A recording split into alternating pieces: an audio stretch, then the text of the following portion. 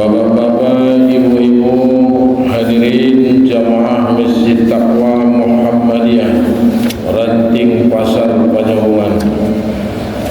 Pada pagi hari ini, sesuai dengan ikhtiar pimpinan ranting bahawa setiap Ahad pagi ba'da subuh selama Ramadan insyaallah akan dilangsungkan kuliah subuh atau kajian di waktu subuh.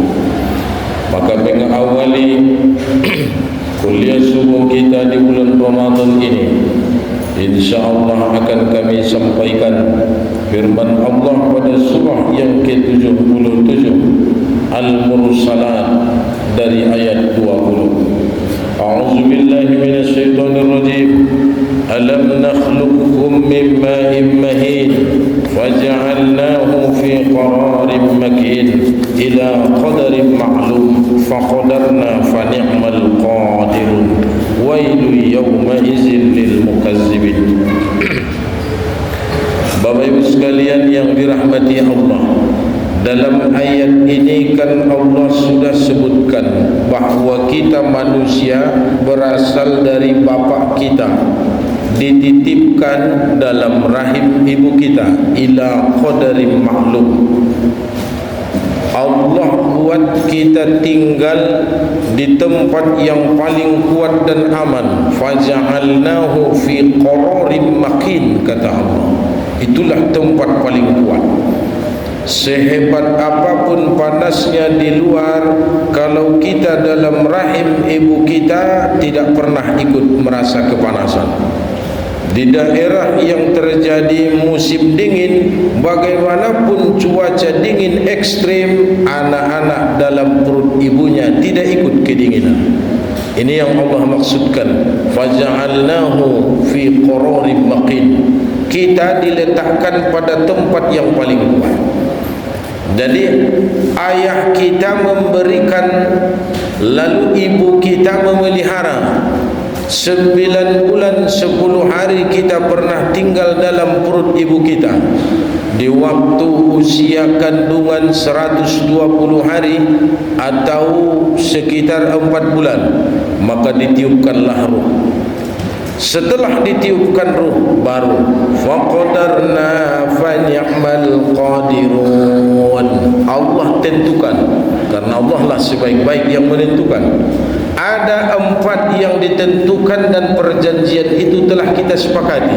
Pertama, berapa banyak rezeki yang akan kita terima, sudah deal dulu. Lalu siapa jodoh kita sudah diiyakan dahulu waktu kita dalam rahim. Dan juga ajal kita, sampai kapan kita hidup di dunia, itu pun sudah kita iyakan. Dan yang keempat, sengsara atau bahagia. Maka lahirlah kita ke atas dunia. Kenapa setelah lahir justru tempat tinggal yang dulu itu kita lupakan? Maka orang-orang yang melupakan tempat tinggalnya dulu akan diancam oleh Allah azab di dunia, terlebih di akhirat. Maka di bulan Ramadan, di bulan yang suci ini, siapa yang masih hidup kedua orang tuanya, alhamdulillah, doakanlah mereka. Siapa yang telah berpulang ke hadirat Allah, ayah dan ibunya, juga doakanlah mereka. Karena mendoakan kedua orang tua itu waktu hidup serta juga setelah tiada. Kenapa ini Allah sebutkan pada surah Al-Mursalat tentang asal-muasal penciptaan manusia? Ternyata apabila manusia itu sudah lari dari jalannya atau sudah lari dari kodratnya sebagai hamba Allah, maka harus dikembalikan ke pengaturan awal. Ibarat handphone, kalau sudah error, banyak virus pengaruh dari yang lain sering mungkin berinteraksi, kirim-kirim file atau folder ke HP lain, artinya sudah terkontaminasi, banyak virus yang mempengaruhi handphone kita. Maka solusinya adalah kembali ke pengaturan awal. Atau komputer, karena sudah sering keluar masuk flashdisk, sudah banyak masuk data ke komputer atau CPU kita, maka bagaimana mengatasinya agar baik dan benar? Install ulang. Manusia apabila sudah lari dari kodratnya, dulu kan kita waktu kecil masih baik, begitu dipengaruhi lingkungan, faktor pendidikan juga faktor yang lain, persoalan datang silih berganti, iman kita kian hari kian melemah dan makin jauh dari Allah. Begitu usia tua datang, kita kembali lagi mengenal masjid, beribadah kepada Allah. Namanya back to basic, kembali ke pengaturan awal. Anak-anak kita ini pun akan meniru bagaimana waktu kita muda. Mereka tidak sholat, mereka tidak puasa. Itulah cerminan hidup kita di masa lampau. Maka untuk itu mohonkanlah kepada Allah agar kita istiqomah dan agar anak keturunan kita diberikan hidayah. Karena kita sudah diberikan oleh Allah hidayah yang berharga itu. Jadi Bapak Ibu sekalian yang dirahmati Allah, jangan pernah melupakan asalmu dari ayahmu dan tempat tinggalmu 9 bulan 10 hari pernah di perut ibumu. Dengan demikian anak keturunanmu pun akan menjadi baik dan benar. Bapak-bapak, ibu-ibu hadirin yang dirahmati Allah, lebih lanjut apa kata Allah pada surah Al-Mursalat ayat 25? Alam naj'alil arda kifata ahya'an wa amwata waj'alna fiha rawasiya shamikhatin wa asqaynakum ma'an furata wailun yawmaizin lil mukazzibin. Ternyata Bapak Ibu sekalian, dunia ini adalah tempat berkumpulnya orang hidup dan orang mati. Alam naj'alil arda kifata. Oleh sebagian ulama tafsir mengatakan kifata artinya penyimpanan, bahwa disinilah disimpan orang yang masih hidup juga orang yang telah mati. Dalam penafsiran ulama lain, ibaratnya ini tanah, yang hidup di atasnya itu kita. Kalau sudah mati, kita di bawah tanah. Artinya bumi ini tempat berkumpulnya orang hidup dan orang mati. Yang masih hidup masih bisa berjalan di atas tanah. Kalau sudah mati akan dikubur di dalam tanah. Artinya masih tinggal di bumi. Bapak Ibu sekalian, ibaratnya kita bercermin. Cermin itu adalah pembatas antara kita dengan bayang-bayang. Maka kehidupan aslinya waktu kita depan cermin pegang telinga, yang di kaca itu pun pasti pegang telinga. Kita pegang hidung dengan tangan kiri, yang di dalam kaca akan pegang hidung dengan tangan kiri. Maksudnya apa? Ketika kita hidup di dunia, kita sholat, kita beribadah, kita berpuasa, tanah ini ibaratnya cermin. Apa yang kau lakukan di atas tanah, itu jugalah yang akan kau terima di dalam tanah. Tidak akan bisa menipu. Kalau memang keburukan, maksiat dan dosa yang kita lakukan di atas tanah, maka balasannya di dalam tanah setelah kita mati akan juga kita terima. Maksudnya dunia ini ibaratnya cermin. Apa yang kita perbuat di bayang-bayang dalam cermin itu akan melakukan hal yang sama. Maka tidak ada kaitan dengan yang lain. Kalau sepanjang kita hidup berbuat kebaikan, alhamdulillah. Tapi ingat, Allah mendahului ayat sebelumnya tadi, bahawa kita berasal dari ayah kita, dititipkan pada rahim ibu kita. Mereka sekarang sudah tiada. Apa yang bisa mereka lakukan di dalam tanah? Tidak bisa sama sekali, kecuali sedekah yang ia pernah sampaikan. Sedekah ini tidak hanya waktu kita hidup, setelah dia meninggal dunia pun masih bisa dialirkan. Oleh siapa? Kita anak-anaknya yang masih hidup. Bapak Ibu sekalian, tanah yang menjadi warisan buat kita, yang dulu dibeli oleh mendiang ayah dan ibu kita. Kalau ada pohon kelapa di situ, nanti ambil, jual, uangnya bawa ke Masjid Taqwa ini. Pastinya itu menjadi milik mereka, karena tanah itu mereka yang beli. Sekarang kan kita yang ngurusi. Jadi apa yang mereka tinggalkan lalu kita salurkan untuk jalan Allah, maka inilah sedekah yang terus mengalir. Setiap hari mereka menunggu. Pohon durian juga sama, mereka yang tanam, bahkan kakek nenek moyang kita dulu yang tanam, turun temurun pindah ke kita. Dia berbuah, buahnya buahnya itu kita jual, uangnya kalau bisa untuk mereka semua. Kalau tidak bisa, paling tidak jangan kau makan semua, bagi sebagian untuk mereka. Dermakan untuk menjadi sedekah, karena pokok durian itu ditanam oleh kakek atau nenek kita atau orang tua kita. Buah-buahan yang lain juga sama. Dan untuk itu Bapak Ibu sekalian, bulan Ramadan adalah bulan yang berlipat-lipat balasan pahala sesuai dengan hadis Rasulullah. Maka seharusnya setiap malam mau berangkat solat isya serta tarawih, bawa uang masing-masing, masukkan ke kotak infak, karena itulah yang akan menyelamatkan orang tuamu, sedekah dari harta yang mereka tinggalkan, atau menyelamatkan kita dari harta yang kita infakkan. Dan yang terbaik itu sebenarnya adalah bersedekah dan berinfak menjelang solat subuh, karena itu didoakan oleh dua malaikat.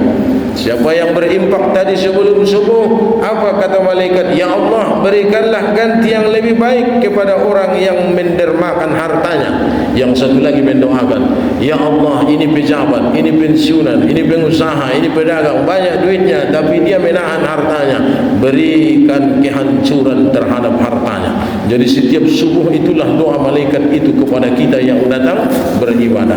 Jadi yang terbaik itu adalah membawa infak atau sedekah menjelang salat subuh, atau setiap malam ketika mau salat isya dan tarawih. Bapak Ibu sekalian yang dirahmati Allah, kalau kita waktu hidup di dunia kan banyak yang bisa kita lakukan. Wa ja'alna fiha rawasiya syamikhatin wa asqainakum ma'an furata. Bahwa Allah jadikan gunung itu sebagai keamanan buat kita. Karena dunia ini Allah ciptakan ini kan tanpa tiang, tanpa gantungan. Dia goyang ibarat alas meja atau taplak meja. Kalau tidak dibuatkan paku rebana tiap sudut, maka kain ini akan bergoyang. Bumi kalau tidak ada pakunya, bumi kita ini akan goyang. Tiap sebentar dia akan bergetar. Allah jadikanlah gunung. Wa ja'alnal jibala autada, kata Allah dalam surah An-Naba. Kami jadikan gunung-gunung itu sebagai pasak, sebagai paku. Maka kenyamanan kita hidup di atas dunia kadang-kadang melupakan Allah yang memberi rasa aman itu. Kita kadang-kadang lupa karena sudah banyak ketenangan yang kita terima, padahal Allah yang memberi ketenangan. Bahkan gunung itu tempat kita mencari nafkah. Kita mengambil kayu bakar dari mana? Dari gunung. Kita menderes atau masyarakat kita dapat hasil bumi dari mana? Dari gunung. Sekarang orang lagi rame-rame di Utawargo, kilo 2 kan? Nah, gunung juga emas itu kan? Jadi artinya kita ini punya penghidupan tidak terlepas dari pegunungan. Maka untuk itu harusnya kita lebih bersyukur kepada Allah, bukan makin engkar. Dan ditambah lagi apa kata Allah? Wa asqainakum ma'an furata. Allah memberikan kita minum dari air tawar. Bayangkan Bapak Ibu sekalian, bumi ini kan tergantung, tidak ada tampuk, tidak ada tiang. Lalu di bumi ini kan ada air. Dari mana datang air itu dan kemana larinya? Itu harus kita pikirkan. Kalau kita katakan air itu datang dari langit, terus keluarnya kemana? Ke laut. Terus habis itu kemana? Itulah kuasa Allah, siklus yang sudah Allah atur. Bahwa kalau turun dari langit dia bermuara ke laut, lalu embun atau awan ini Allah perintahkan untuk bergeser, turunlah hujan. Itulah siklusnya terus. Artinya kan air yang sudah kita pakai berulang-ulang kan tetap enak, manis, tetap tawar. Itulah kuasa Allah. Maka kalau kita ingin hidup di dunia sejahtera dan makmur, pandailah bersyukur. Allah berikan ketenangan sebab gunung. Allah berikan kita kepuasan hidup sebab ada air. Dalam ilmu pertanian, sumber kehidupan itu yang pertama matahari, yang kedua adalah air. Tanpa air maka manusia akan kesulitan hidup di dunia. Walaupun kita tidak makan, beberapa hari kita tidak makan masih tahan. Tapi kalau sempat kita tidak minum 3 hari 3 malam, dehidrasi, kekurangan cairan, penyakit akan berdatangan. Bahkan kita lihat orang yang di rumah sakit saja, walaupun dia sedang tidak sadar, tidak makan, tapi impus itu kan, obat itu kan masih mengalir, artinya cairan masih masuk dalam tubuhnya. Maka inilah kata Allah, wa asqainakum ma'an furata, kamilah yang memberikan kamu minum dari air tawar. Maka kita harus bisa mensyukurkan nikmat yang Allah berikan ini. Itu buat kita yang masih hidup di atas tanah.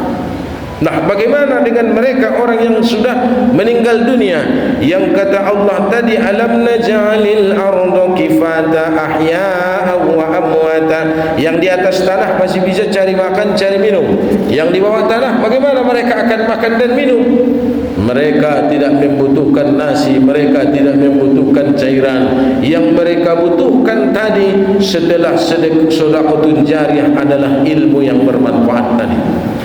Maka kita selama hidup di dunia, terusus buat orang tua, jangan pernah berhenti untuk bernasihat kepada anak keturunanmu. Karena bisa jadi setelah kita meninggal dunia, nasihat itu mereka ingat dan diamalkan, menjadi amal buat kita di alam kubur. Seperti halnya kita ini, kita kan bukan dari muda kita masuk masjid, kita kan bukan dari usia muda kita mengenal Allah. Setelah tuanya kita baru kenal masjid ini, setelah tua kita baru mengenal ibadah. Artinya setelah tua, setelah ibadah, baru kita ingat bagaimana wasiat pesan mendiang ayah kita, bagaimana wasiat mendiang ibu kita, lantas kita amalkan. Itu yang bisa menolong mereka. Jadi ilmu yang dimaksud itu tidak hanya ilmu agama, tapi nasihat-nasihat untuk kebaikan atau kepandaian hidup dalam berusaha mencari makan. Itu bisa menolong mereka di alam kubur. Lalu yang ketiga apa? Doa anak yang soleh.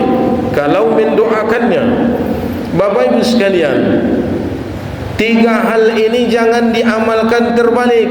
Bagaimana cara manusia kadang mengamalkannya terbalik? Dia meminta doa kepada orang alim, orang soleh, dikumpulkan di rumahnya. Lantas orang-orang alim ini atau ustaz dan alim ulama ini mendoakan ayah ibunya. Dia enggak ikut. Dia sibuk di dapur, dia sibuk di halaman rumah. Sementara dari hasil yang ditinggalkan harta mendiang ayah ibunya itu semuanya dijual. Tapi dari hasil dagangannya, dari tanah yang ia beli, lantas ia infakkan, sedekahkan atas nama mendiang ayah dan ibunya. Ini terbalik. Harusnya dia yang mendoakan tidak perlu minta orang lain mendoakan ayah ibunya. Dia yang mendoakan, tidak perlu bayar, tidak perlu ada amplop, karena kita sendiri mendoakan ayah ibu kita. Tapi dari harta yang ia tinggalkan itu, usahakanlah bersedekah dari situ. Apa kata Allah dalam ayat lain, dalam surah Al-Mu'minun ayat 99 sampai 100. Hatta iza jaa ahaduhumul maut qala rabbirji'un la'alli a'malu salihan fima taraktu kalla innaha kalimatun wa qailuha wa min waraihim barzakhun ila yaumi yub'atsun. Hingga apabila datang kematian kepada seseorang dari mereka, dia berkata, ya Tuhanku, kembalikanlah aku ke dunia agar aku dapat berbuat kebaikan yang telah aku tinggalkan. Sekali-kali tidak. Sesungguhnya itu hanyalah kata-kata yang diucapkannya saja, dan di hadapan mereka ada barzakh sampai hari mereka dibangkitkan. Quran surah Al-Mu'minun ayat 99 dan 100. Ibaratnya kaca dalam sebuah mobil. Orang yang berada di dalam mobil bisa melihat orang yang di luar mobil, tapi yang di luar tidak bisa melihat ke dalam. Atau ibaratnya kaca dalam di jendela rumah kita. Kita dari dalam rumah bisa melihat orang yang ada di luar, tapi orang yang di luar rumah tidak bisa melihat kita di dalam rumah. Sama halnya kita masih di atas tanah, tidak bisa melihat siapa yang hidup di bawah tanah. Tetapi mereka yang hidup di bawah tanah di alam barzah bisa melihat siapa yang hidup di atas tanah. Jadi mendiang ayah dan ibu kita melihat kita solat pagi ini, ya. Jadi ayah dan ibu kita juga melihat siapa di antara anak-anaknya yang masih tertidur. Memang siapa yang mendermakan sebagian hartanya, itu pasti mereka lihat. Bayangkan ketika kita dilihat oleh mendiang ayah ibu kita, mendoakan mereka, betapa senang hati mereka. Tidak sia-sia mereka membesarkan kita. Apalagi dari harta yang mereka tinggalkan kita dermakan, betapa senang dan bahagianya ada kiriman bekal amal yang menjadi harapan mereka di alam barzakh sana. Dalam hadis lain justru disebutkan oleh Rasulullah, orang beriman itu akan ditampakkan surga baginya pagi, setiap pagi dan petang. Pagi ini ditampakkan surga buat mereka, mereka pun menonton surga itu. Saking senangnya tontonan surga, karena di dalam surga itu ada istana yang namanya tertulis di dalam gapura istana itu. Dia senangnya luar biasa, berharap agar segera berbangkit agar bisa memasuki istana itu. Apapun keributan di dunia dia tidak mau tahu lagi. Tapi sebaliknya, orang-orang kafir yang sedikit amalnya akan ditampakkan neraka baginya setiap pagi dan petang. Pagi ini juga telah ditampakkan kepada orang yang telah meninggal dunia. Ia takut akan ngerinya, dahsyatnya neraka itu. Bahkan dalam surah Alif Lam Mim Sajadah, apa kata Allah? Rabbana abasarna wa sami'na farji'na na'mal salihan inna muqinun. Ya Allah, kami telah mendengar, kami telah melihat betapa hebatnya neraka Jahannam-Mu. Kembalikan kami ya Allah ke atas dunia agar kami beramal soleh. Kenapa mereka ingin kembali? Karena kita anak-anaknya melupakan mereka. Mereka tidak ingin lagi berharap, mereka tidak lagi ingin menaruh harapan buat kita mendoakan mereka. Mereka ingin kembali melakukan amal ibadah, karena hanya yang mereka perbuatlah yang bisa menolong mereka. Menyesal ayah dan ibu manusia ini, membesarkannya, merawatnya, bahkan menyekolahkannya. Harta banyak ditinggalkan, tapi tak ada sedikit pun di pagi ini yang mendoakannya. Tontonannya neraka Allah tampakkan, nanti petang, nanti sore Allah tampakkan lagi neraka. Jadi setiap pagi dan petang orang beriman menonton surga, orang kafir yang sedikit amalnya menonton neraka. Kalau ayah dan ibu kita sedikit amal, nerakalah yang menjadi tontonan pagi ini. Tadi sebelum subuh atau setelah subuh kita telah berdoa, Rabbi firli warhamni, atau ya Allah ampunilah diriku, kedua orang tuaku, dan sebagaimana mereka telah menyayangiku di waktu kecil. Jadi ini doa-doa baik bahasa Arab, bahasa kita, bahasa apapun, Allah akan dengarkan itu. Dan inilah yang akan menjadi pertolongan buat mereka. Bapak-bapak, ibu sekalian, hadirin yang dirahmati Allah, apa yang harus kita lakukan terhadap mereka yang telah tiada atau yang telah meninggal dunia? Dalam Islam ada beberapa usaha dan upaya yang bisa kita lakukan. Yang pertama tadi, mendoakan dan memohon ampunan untuk almarhum. Dari doa yang paling utama ini, seperti yang disebutkan oleh Rasulullah dalam hadis tadi, manusia kalau sudah meninggal dunia terputuslah amalnya kecuali sedekah jariah, ilmu yang bermanfaat, dan anak yang soleh yang mendoakannya. Hadis riwayat Muslim. Yang kedua, apa yang bisa kita lakukan? Bersedekah dari harta almarhum. Sedekah yang dilakukan dari harta orang yang telah meninggal bisa memberikan manfaat buat mereka. Misalnya menyumbang untuk pembangunan masjid, memberikan makanan kepada fakir miskin, wakaf Al-Quran atau buku-buku keagamaan. Yang terakhir, melaksanakan ibadah yang tidak sempat dilakukan oleh almarhum.